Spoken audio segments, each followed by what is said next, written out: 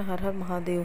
भाद्रपद मास के शुक्ल पक्ष की सप्तमी तिथि को संतान सप्तमी कहते हैं। इस दिन उत्तम संतान की प्राप्ति के लिए और यदि संतान है तो उसके उज्जवल भविष्य के लिए, उसकी दीर्घायु के लिए, उस पर आने वाले समस्त दैविक भौतिक दैहिक संकटों के निवारण के लिए संतान सप्तमी का व्रत किया जाता है। इसमें माता महागौरी भगवान भोलेनाथ का पूजन किया जाता है। अब पूजन कैसे करें? प्रातः काल आप जल्दी उठ जाएं और अपने दैनिक कार्यों को निपटाकर नहा धोकर शुद्ध हो जाएं। नहाने के पानी में गंगा जल मिलाकर स्नान करें तो और ही अच्छा है।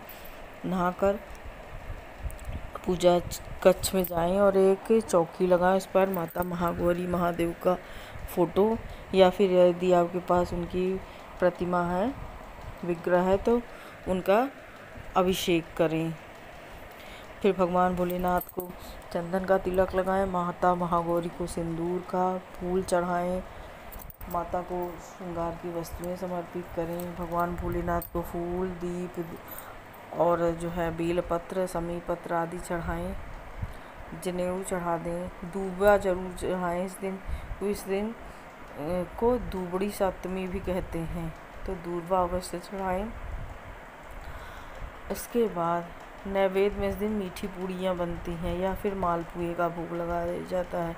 तो आप चाहें तो 7 मालपुए रख लें और चाहें तो 7 मीठी पूड़ी या गुलगुले रखें। 7 का जोड़ा लगाया जाता है, 7 माता पार्वती के लिए और 7 अपने लिए।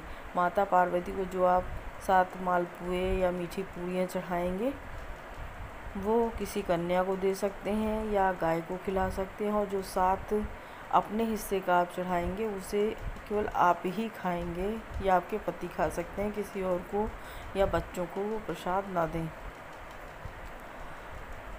उसके बाद धूप दीप भोग लगाने के बाद मौसम के अनुसार फल चढ़ाएं, जिसे ऋतु फल कहते हैं। सब चढ़ा के दिया जलाएं, धूप जलाएं। उसके बाद संतान सप्तमी की कथा सुने। इस दिन चांदी की 1.25 तोले की चूड़ियाँ भी बनवाई जाती हैं।